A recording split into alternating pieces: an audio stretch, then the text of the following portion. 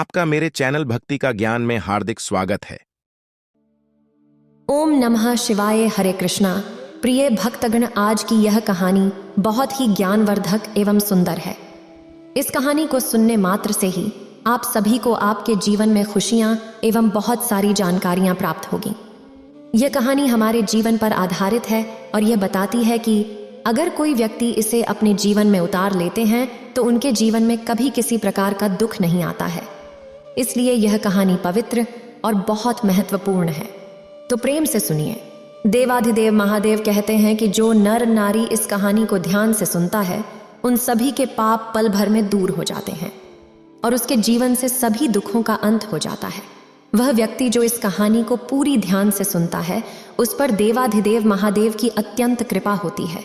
प्रिय भक्तगण, इस कहानी को सुनने से मनुष्य को अच्छे कर्म करने की प्रेरणा मिलती है। यह कहानी मनुष्य को उसके जीवन में सदाचार पर चलने की प्रेरणा देती है। कहानी शुरू करने से पहले जो लोग हमसे नए जुड़े हैं वो हमारे चैनल को सब्सक्राइब करें और अच्छे अच्छे कमेंट करें। इससे हर आने वाले वीडियो का नोटिफिकेशन सबसे पहले आपको मिलेगा और आप उसका फायदा उठा सकें। आज की प्यारी सी कहानी शुरू करते हैं। पहली बात, इस दुनिया में सबसे नरम चीज क्या है? दूसरी बात, इस संसार में सबसे मीठा क्या होता है? तीसरी बात, इंसान की कौन सी आदत उसे गरीब बना देती है और कौन सी आदत उसे अमीर बना सकती है? इसलिए प्रिय भक्तगण, एक बार भगवान शिव कैलाश पर्वत पर ध्यान कर रहे थे। उसी समय माता पार्वती उनसे मिलने के लिए कैलाश पर्वत की ओर जाती हैं। तो सुनिए भक्तजन, आगे क्या हुआ। जिस समय पर माता पार्वती कैलाश पर्वत की तरफ जा रही होती है उसी समय पर माता पार्वती की निगाह पृथ्वी लोक में एक स्त्री और पुरुष के ऊपर पड़ती है। तो माता पार्वती क्या देखती है कि इस पृथ्वी लोक में कुछ इंसान बहुत सुखी है और कुछ इंसान बहुत दुखी हैं। कुछ अपने अपने माँ बाप की सेवा कर रहे हैं तो कुछ अपने अपने माँ बाप को ठोकरें मार रहे हैं। प्रिय भक्तों, यह सब माता देखती हैं और बहुत ही दुखी होती हैं और उनके मन में विचार आता है, आखिर क्यों मृत्युलोक में खुश इंसान बहुत कम पाए जाते हैं? वे खुश क्यों नहीं रहते और दुखी क्यों रहते हैं? भक्तों, यह सब प्रश्न माता पार्वती के मन में आ रहे थे और भी बहुत सारे प्रश्न उनके मन में उठ रहे थे। इस बीच वह कैलाश पर्वत पर पहुंच जाती है और वहां भगवान शिव से प्रार्थना करने लगती हैं। हे प्रभु, मेरे मन में आज 3 प्रश्न आया है। भगवान शिव ने कहा, हे पार्वती, तुम अपने प्रश्न बताओ, मैं तुम्हें उनके उत्तर जरूर दूंगा और तुम्हें पूरी तरह से संतुष्ट करने की कोशिश करूंगा। भक्तों, भगवान शिव की बात सुन करके माता पार्वती कहने लगी, प्रभु मेरे 3 प्रश्न हैं। नंबर 1, इस दुनिया में सबसे नरम चीज क्या है? नंबर 2, इस संसार में सर्वत्र से भी मीठा किया है? नंबर 3, इंसान की कौन सी आदत उसे अमीर एवं कौन सी आदत उसे गरीब बना देती है? भक्तों, माता पार्वती की बात सुन करके भगवान शिव कहने लगे, देखो पार्वती, अब मैं तुम्हें एक कहानी सुनाता हूँ। इस कहानी को ध्यान से सुनना। यदि तुमने ये कहानी ध्यान से पूरी सुनी तो निश्चित ही तुम्हारे 3 प्रश्नों का उत्तर तुम्हें मिल जाएगा और तुम्हें पूरी तरह से संतुष्टि प्राप्त होगी। प्रिय भक्तों, भगवान शिव ने कहा, देखो पार्वती, यह एक पुरानी घटना है। कुछ समय पहले की बात है। एक गांव में एक व्यापारी रहता था और उसके 3 पुत्रियां थीं। वो तीनों बहुत ही सुंदर दिखती थीं, जैसे कि राजकुमारियों की तरह। भक्तों, भगवान शिव ने कहा, एक दिन व्यापारी विदेश जाने की योजना बना रहा था। उसने सोचा कि वापस आकर अपनी 3 पुत्रियों के लिए कुछ खास लेकर अवश्य आऊंगा। अब भक्तों, भगवान शिव कहते हैं, पार्वती, अब वो सौदागर मन में सोचने लगा, आखिरकार मैं 3 बेटियों के लिए लेकर क्या आऊंगा? मुझे अपनी 3 बेटियों से एक बार पूछ लेना चाहिए। भक्तों, भगवान शिव कहते हैं, हे पार्वती, इसी तरह मन में विचार करके उस सौदागर ने अपनी 3 बेटियों को अपने पास बुलाया और सबसे बड़ी बेटी से कहा, बेटी, तुम मुझे कितना प्यार करती हो? भक्तों, भगवान शिव कहते हैं, पार्वती, सौदागर की बात सुनने के बाद में बड़ी बेटी ने उत्तर दिया, पिताजी, मैं आपको खुद से भी ज्यादा प्यार करती हूँ। प्रिय भक्तगण, भगवान शिव कहते हैं, हे पार्वती, जब सौदागर की बड़ी बेटी ने कहा कि मैं तुम्हें खुद से भी ज्यादा प्यार करती हूँ तो सौदागर बहुत खुश हुआ और अपनी बड़ी बेटी से कहने लगा, बताओ बेटी, मैं बाहर जा रहा हूँ, तुम्हारे लिए क्या लेकर के आऊँ? तो बड़ी बेटी ने उत्तर दिया, पिताजी, मुझे एक सोने की थाली चाहिए। भक्तों भगवान शिव कहते हैं, हे पार्वती। इस प्रकार से सौदागर ने कहा, ठीक है, मैं जब वापस आऊंगा तो तुम्हारे लिए एक सोने की थाली अवश्य लेकर के आऊंगा। अब भक्तों भगवान शिव कहते हैं कि हे पार्वती, जब उनकी बड़ी बेटी की इच्छा पूरी हो गई तो सौदागर अपनी दूसरी बेटी से पूछते हैं, बेटी तुम मुझसे कितना प्यार करती हो? भक्तों भगवान शिव कहते हैं कि हे पार्वती। उस सौदागर की बात सुनकर उसकी दूसरी बेटी कहती हैं, पिताजी, इस दुनिया में अगर मैं सबसे ज़्यादा किसी से प्यार करती हूँ तो वो केवल आपसे करती हूँ। भक्तों भगवान शिव कहते हैं, हे पार्वती। इस प्रकार सौदागर को अपनी दूसरी बेटी की बात सुनकर भी बहुत ही खुशी हुई और उससे पूछते हैं, बेटी अगर मैं वापस आऊँ तो तुम्हारे लिए क्या लेकर के आऊँ? भक्तों भगवान शिव कहते हैं, हे पार्वती। दूसरी बेटी कहने लगी, पिताजी मैं आपको बहुत प्यार करती हूँ, इसलिए मैं ये चाहती हूँ कि आप मेरे लिए एक सोने का पंखा लेकर के आए। भक्तों भगवान शिव कहते हैं, हे पार्वती। वो सौदागर अपनी दूसरी वाली बेटी की बात सुनकर के बहुत ही प्रसन्न हुआ और कहने लगा, ठीक है बेटी, मैं तुम्हारे लिए एक सोने का पंखा अवश्य लेकर के आऊँगा। अब भक्तों भगवान शिव कहते हैं, हे पार्वती। अब तीसरे नंबर की बेटी का नंबर आया तो वो सौदागर कहने लगा, बेटी तुम मुझे कितना प्यार करती हो। इस प्रकार जब छोटी बेटी ने उस सौदागर की बात सुनी तो जवाब दिया, पिताजी मैं आपको नमक के बराबर प्यार करती हूँ। भक्तों भगवान शिव कहते हैं कि हे पार्वती। उस छोटी बेटी की बात सुनकर वो सौदागर बहुत गुस्से में आ गया और कह दिया, तुम मुझसे नमक की तरह प्यार करती हो, मैं तुम्हारे लिए कुछ भी लेकर नहीं आऊँगा।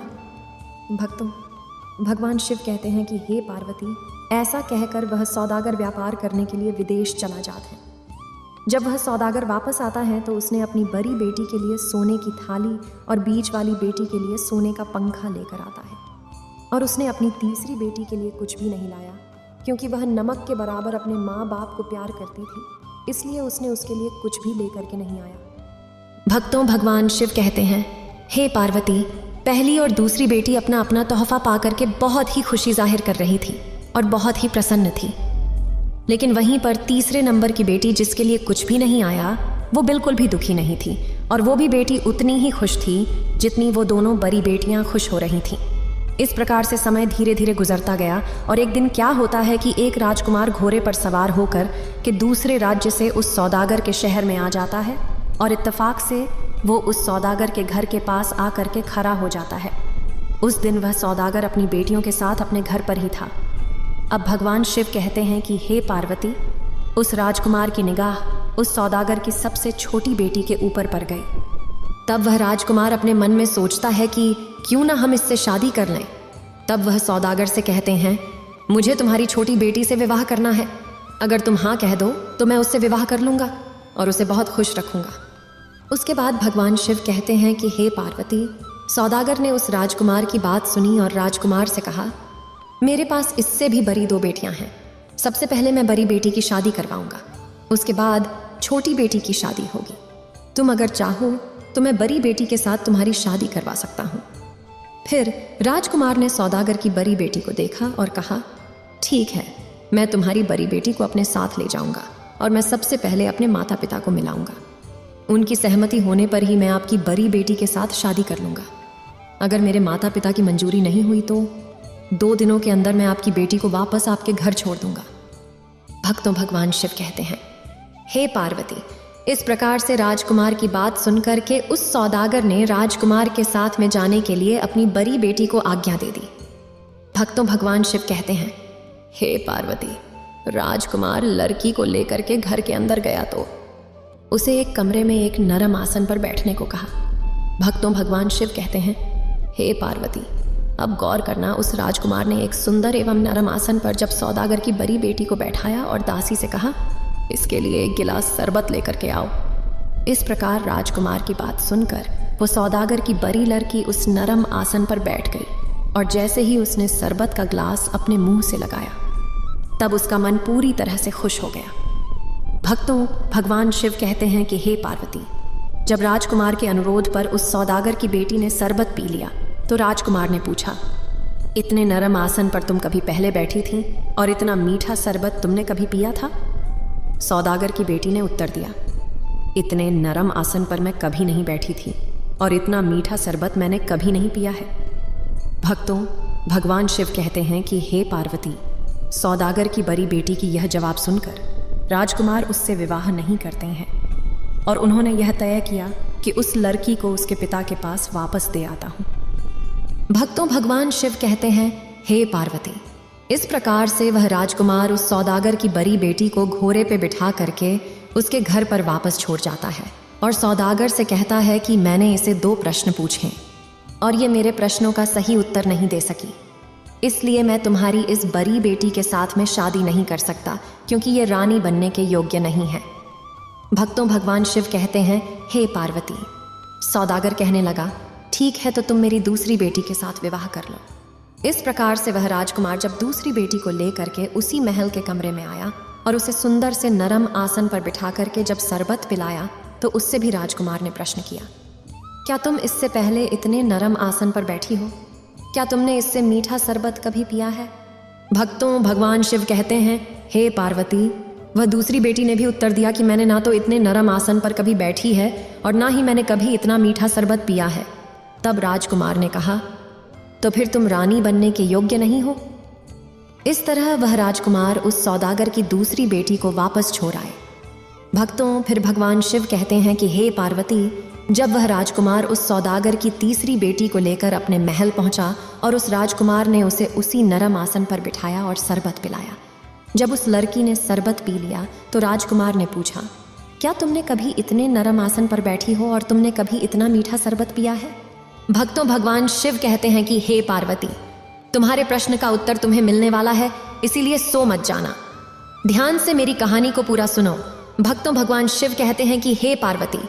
इस प्रकार से राजकुमार की बात को सुनकर के सौदागर की तीसरी बेटी हंस करके कहने लगी, तुम्हारा पहला प्रश्न है कि इससे भी नरम आसन पर मैं कभी बैठी हूं, तो हाँ, इससे भी नरम आसन माँ की गोद होता है जो मैं उसमें झूली हूँ। और तुम्हारा दूसरा प्रश्न है कि जो शरबत तुमने मुझे पिलाया है उससे भी स्वादिष्ट और मीठा मैंने कभी पिया है, तो हाँ, पिया है। तुम्हारे इस शरबत से ज्यादा मीठा और स्वादिष्ट माँ का दूध होता है जो मैंने बहुत पहले पिया है।